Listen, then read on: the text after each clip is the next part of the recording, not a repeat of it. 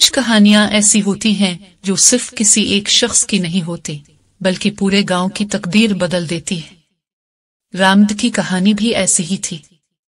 रामद जब गीता को स्कूल जाता देखती तो इसके दिल में एक छुपा हुआ ख्वाब जागता, मेरी बेटी मुझसे ज्यादा पढ़ेगी, बेहतर जिंदगी गुजारेगी, उसे वो सब मिलेगा जो मुझे कभी नहीं मिला। हर रात वो यही सोचकर थकन भूल जाती। इसकी जख्मी उंगलियां दर्द करती थी, मगर दिल कहता, ये दर्द मेरा जेवर है, यही मेरा फखर है। गांव में अब हर तरफ रामद की मेहनत का चर्चा था। औरतें अपने बच्चों के लिए सुनहरी घास के लिबास खरीदने आती। मर्द ताज्जुब से कहते, देखा, मेहनत किसी को कहां से कहां पहुंचा देती है। रामद को शहर से भी बड़े आर्डर आने लगे। पहले वो घबरा गई कि इतना सब कैसे कर पाएगी, मगर उसकी बेटी गीता ने हौसला दिया, उम्मी, मैं स्कूल के बाद आपकी मदद किया करूंगी। एक दिन रात को गीता ने आहिस्ता से कहा, उम्मी, मैं चाहती हूं कि एक दिन मेरा भी ऐसा ही सुनहरी लिबास हो, मैं स्कूल की तकरीब में पहनूंगी। रामद ने बेटी की आंखों में ख्वाब देखे। हाँ बेटा, तुम्हारी माँ तुम्हारे लिए सबसे खूबसूरत लिबास बनाएगी, जो किसी के पास नहीं होगा। ये कहते हुए इसकी आवाज भीग गई। बेटी के लिए माँ की मोहब्बत सबसे गहरी दुआ होती है। रफ्ता रफ्ता रामद ने गांव की 2-3 औरतों को भी अपने साथ काम सिखाना शुरू किया। देखो बहनों, हम सब मिलकर बनाएंगी तो ज्यादा बच्चे खुश होंगे और तुम सबको भी पैसे मिलेंगे। औरतें हैरान हुई। रामद, तुमने हमें सिखाकर अपना राज क्यों बता दिया? रामद मुस्कुराकर कहती, खुशियां बांटने से बढ़ती हैं, छीनने से नहीं। अब रामद का घर वीरान सा नहीं लगता था। दिन भर ग्राहक आते, बच्चे हंसते खेलते और शाम को चिराग की रोशनी में सुनहरी कपड़े बनाए जाते। रामद अक्सर सोचती, पहले मेरा घर छोटा था, अब भी छोटा है, मगर दिल बड़ा हो गया है। कभी कभी रात को जब सब सो जाते तो रामद को अपने मरहूम शौहर की याद आती।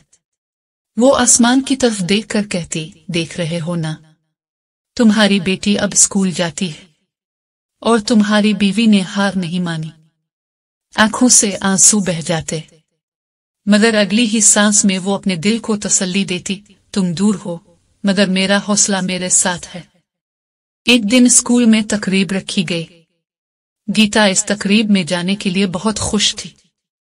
रामद ने रात भर जागकर उसके लिए खास सुनहरी लिबास तैयार किया। हर धागा दिल से बाना था, हर सिलाई में दुआ थी। जब गीता ने वो लिबास पहना, वो सचमुच किसी परी जैसी लग रही थी। गांव की सब औरतें उसे देखकर खुश हुई। तकरीब के दिन स्कूल की प्रिंसिपल ने कहा, आज हम सब इस लड़की की मां को बुलाना चाहते हैं जिसने ये खूबसूरत लिबास बनाया। रामद घबरा गई। उसने कभी मजमा में तकरीर नहीं की थी, मगर जब स्टेज पर आई उसने सिर्फ इतना कहा, मैंने ये कपड़े सिर्फ घास से नहीं बनाए, अपनी मोहब्बत और उम्मीद से बनाए हैं। अगर हम सब मिलकर मेहनत करें तो हर चीज सोना बन सकती है। हाल में तालियों की गूंज सुनाई दी। रामद की आंखें फिर नम हो गई। इस तकरीब के बाद गांव की लड़कियों ने भी सीखना शुरू किया। रामद अब सिर्फ कपड़े नहीं बनाती थी, बल्कि उम्मीद भी बांधती थी। गांव के लोग कहते थे, रामद ने सिर्फ सुनहरी लिबास ही नहीं बनाए, उसने दिलों को भी सुनहरा कर दिया। एक दिन शहर का ताजिर फिर आया।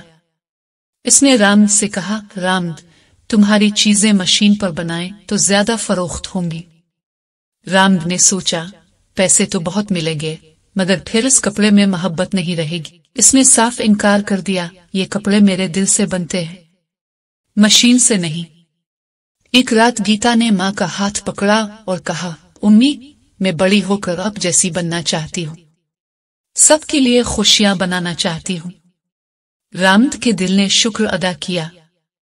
बेटी, तुम मेरा ख्वाब हो, मेरा फखर हो। गांव के लोग अब रामद को इज्जत की नजर से देखते थे। इसके घर में ज्यादा दौलत नहीं आई, मगर दिल की दौलत बढ़ गई। रामद अक्सर अपनी बेटी को कहती, देख बेटा, सच्चाई और मेहनत कभी हार नहीं मानते। शायद देर से जीतते हैं, मगर जीतते जरूर हैं। एक दिन गीता ने पूछा, मम्मी, ये कपड़े इतने कीमती क्यों हैं? राम ने मुस्कुराकर कहा, क्योंकि इनमें सोने की कीमत नहीं बल्कि दिल की मोहब्बत है। ये कहानी हम सबको सिखाती है, मुश्किल वक्त में हार नहीं माननी चाहिए। सच्ची मेहनत की कोई कीमत नहीं, और जो दिल से काम करे इसका नसीब बदल जाता है। राम की सुनहरी घास के कपड़े आज भी लोगों को याद हैं, मगर असल दौलत इसका हौसला और खुलूस था। अगर आपको ये कहानी दिल को छू गई हो तो प्लीज वीडियो को लाइक करें, चैनल को सब्सक्राइब करें, अपनी राय कमेंट में जरूर लिखिए।